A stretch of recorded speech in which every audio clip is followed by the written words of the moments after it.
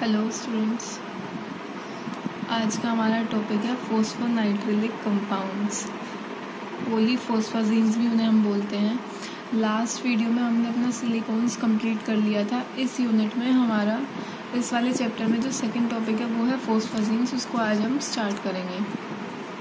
फॉस्फाजीन्स are phosphorus based chain polymers and have the general formula P, जिससे दो R group जुड़े हुए हैं, डबल बॉन्ड N। फॉस्फाजीन्स जो हमारे होते हैं वो फॉस्फोरस के और नाइट्रोजन के चेन पॉलीमर्स होते हैं, जिनका जनरल फॉर्मूला होता है PnR2 whole N, where R is a halogen. कौन सी हेलोजन हो सकती है? Fluorine, chlorine, bromine. और R मिथॉक्सी ग्रुप भी हो सकता है और हमारा इथॉक्सी ग्रुप भी हो सकता है। It is clear from the general formula that polyphosphazines have phosphorus and nitrogen atoms with two groups R, which are attached to phosphorus atom. General formula में आप देख ही सकते हो कि जो हमारा पॉलीफॉस्फाजीन्स है उसमें फॉस्फोरस और नाइट्रोजन दो एटम्स प्रेजेंट हैं, जिनमें जो R ग्रुप, जो दो R ग्रुप जुड़े हैं वो हमारे फॉस्फोरस से अटैच्ड हैं। Common polyphosphazines exist as cyclic polymers which are trimers, that is triphosphazenes, और tetramers, जिनको हम tetraphosphazenes कहते हैं। नॉर्मली जो हमें polyphosphazines मिलते हैं वो साइक्लिक फॉर्म में मिलते हैं। ये साइक्लिक पॉलीमर्स होते हैं which can be, जो ट्राइमर भी हो सकते हैं, टेट्रामर भी हो सकते हैं। द स्ट्रक्चर ऑफ ट्राइमर का फॉर्मूला है PnR2 whole N and tetramer जिसका फॉर्मूला है PnR2 whole 4। R given below. Structure आप देख सकते हो, ये ट्राइमर का स्ट्रक्चर है ये वाला, और ये टेट्रामर का स्ट्रक्चर है। PnR2 होल 3 वाला ये वाला है, NPR2 whole 3, that is cyclic trimer. ये साइक्लिक टेट्रामर है। स्क्रीनशॉट ले लेना, अपना स्ट्रक्चर बना लेना। The structure of polyphosphazines show that these compounds may be viewed as made up of tricovalent nitrogen and pentacovalent phosphorus। जो नाइट्रोजन है वो ट्राइकोवेलेंट है, यानी 3 कोवेलेंट बॉन्ड बना रहा है, और फॉस्फोरस है पेंटाकोवेलेंट, यानी 5 बॉन्ड बना रहा है। आगे देखते हैं। They contain the grouping P, 3 bond ये रहे, और डबल बॉन्ड N। ये तो फर्दर दूसरे वाले मोनोमर से जुड़ा होगा, और यहाँ पे 2 R ग्रुप अटैच होंगे, double bond N। In PnR2 whole N, when R is fluorine, chlorine और bromine, the polyphosphazenes are called polyphosphonitrilic halides. जब फॉस्फाजीन में R ग्रुप हमारा हेलोजन होता है, यानी वो फ्लोरीन भी हो सकता है, क्लोरीन भी हो सकता है और ब्रोमीन भी हो सकता है, तो हमारे फॉस्फाजीन्स क्या कहलाते हैं? Polyphosphonitrilic halides. Polyphosphonitrilic iodide is not yet known, यानी फ्लोरीन, क्लोरीन, ब्रोमीन तो हो सकता है R ग्रुप, लेकिन आयोडीन नहीं हो सकता क्योंकि उसके पॉलीमर्स आज तक देखे नहीं गए हैं। Among the 3 polyphosphonitrilic halides with NPF2 whole N, NPCl2 whole N and NPBr2 whole N, इन तीनों में NPCl2 whole N यानी नाइट्रिलिक क्लोराइड, पॉलीफॉस्फोनाइट्रिलिक क्लोराइड सबसे ज्यादा मिलता है या सबसे ज्यादा पढ़ा जाता है, यानी इसको हम जनरली स्टडी करते हैं। When R is OCH3, यानी जब R हमारा मिथॉक्सी हो या OC2H5 इथॉक्सी हो, the polyphosphazines are called polymethoxyphosphazine and polyethoxyphosphazine respectively। यानी जब मिथॉक्सी होगा तो polymethoxyphosphazine, जब इथॉक्सी होगा तो polyethoxyphosphazine कहलाएंगे हमारे फॉस्फाजीन्स। सबसे पहले हम पढ़ते हैं पॉलीफॉस्फोनाइट्रिलिक क्लोराइड्स, यानी कि PnCl2 whole N। N can be 3 to 7, यानी कितने मोनोमर्स हो सकते हैं? 3 से लेकर 7 तक। दूसरा नेम इनका क्या होता है? पॉलीक्लोरोफॉस्फाजीन्स। ठीक है, अब हम इनके बारे में पढ़ते हैं। If both R groups present in PnR2 whole N, is replaced by Cl atoms. जब पॉलीफॉस्फाजीन में यानी PnR2 होल N में दोनों R ग्रुप को हम रिप्लेस कर दें किससे, Cl एटम से, तो हमें क्या मिलता है, पॉलीफॉस्फोनाइट्रिलिक क्लोराइड्स और polychlorophosphazenes, which can be represented by the general structure. General structure इनका या जनरल फॉर्मूला हम बोलेंगे होता है PnCl2 whole N, where N can be 3 to 7, N 3 से लेकर 7 तक हो सकते हैं। एग्जाम्पल्स है हमारी पॉलीफॉस्फोनाइट्रिलिक क्लोराइड्स की, ट्राइफॉस्फोनाइट्रिलिक क्लोराइड यानी कि PnCl2 होल थ्राइस, यानी कि ट्राइमर है पॉलीफॉस्फोनाइट्रिलिक क्लोराइड का, नाम होगा साइक्लिक ट्राइमर होगा, क्योंकि फोस्फाजीन्स हम अभी पढ़ के आए हैं साइक्लिक फॉर्म में ही हमें मिलते हैं। दूसरा है टेट्राफॉस्फोनाइट्रिलिक क्लोराइड यानी टेट्रामर, साइक्लिक टेट्रामर। R की जगह जो हमने ऊपर स्ट्रक्चर पढ़ा था उसमें R की जगह सिर्फ Cl आ जाएगा, बाकी स्ट्रक्चर सेम होगा।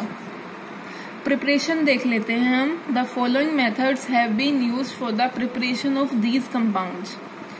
First one is NpCl2 whole thrice and NpCl2 whole 4, यानी कि ट्राइमर और tetramer can be prepared by the ammonolysis of PCl5। Phosphorus pentachloride की अमोनोलिसिस से हमें ट्राइमर और टेट्रामर मिल सकते हैं।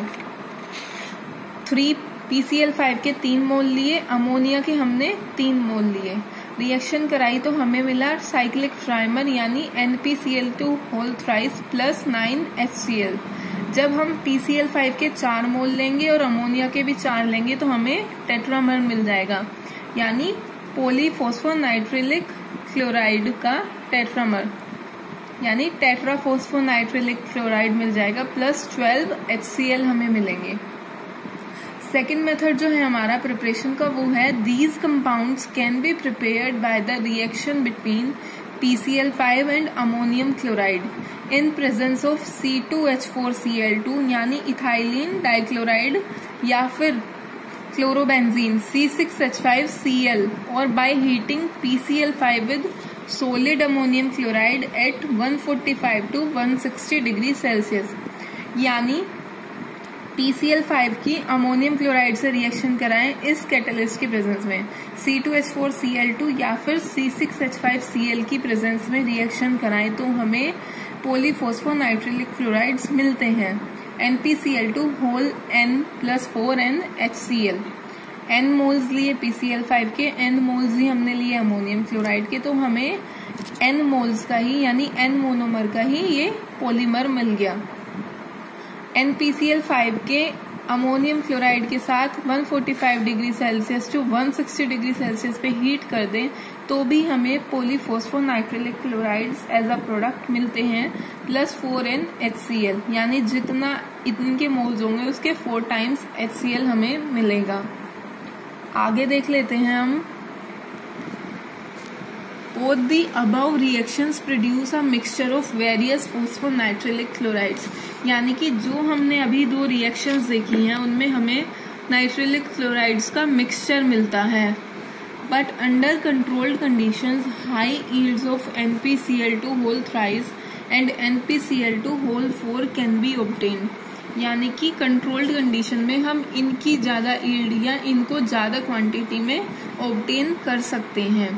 These two compounds can be separated from each other by using the fact that NpCl2 whole thrice sublimes in vacuum at 50 degree Celsius, यानी कि जब हमें ये दोनों ऑब्टेन्ड हुए कंट्रोल्ड कंडीशन में तो हम इनको सेपरेट कैसे करेंगे।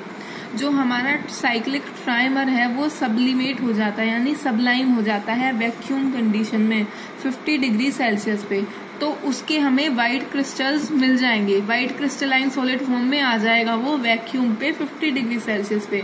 लेकिन जो हमारा साइक्लिक टेट्रामर है वो ऐसा नहीं करता, तो दोनों सेपरेट आउट हो जाएंगे अगर 50 डिग्री सेल्सियस पे वैक्यूम में हम इनको ऑब्टेन कराएं, तो जो ट्राइमर होगा वो तो व्हाइट क्रिस्टलाइन सॉलिड फॉर्म में आ जाएगा लेकिन टेट्रामर एज इट इज रहेगा, तो दोनों एक दूसरे से सेपरेट हो सकते हैं। The formation of NpCl2 whole N takes place through the following steps. अब देख लेते हैं हमारा जो पॉलीफॉस्फोनाइट्रिलिक क्लोराइड्स बनते हैं वो कैसे बनते हैं। अमोनियम क्लोराइड की PCl5 से रिएक्शन कराई, अमोनियम NH4 PCl6 यानी अमोनियम हेक्साक्लोरोफॉस्फेट जो कि एक अनस्टेबल कंपाउंड है वो हमें मिलता है। अनस्टेबल है तो उसका डिकम्पोजिशन हो जाएगा, वो टूट जाएगा किसमें, NHPCl3 प्लस 3HCl में।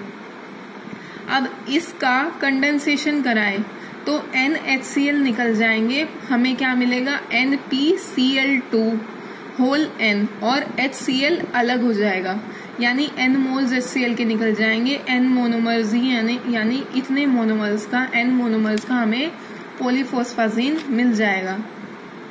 थर्ड वाला हमारा आता है, दो हमने प्रिपरेशन पढ़ चुके हैं, थर्ड वाली हमारी आती है tetra sulphur tetranitride S4N4 reacts with SOCl2। SOCl2 को हम थायोनिल क्लोराइड बोलते हैं। In PCl3 to give NPCl3 whole thrice.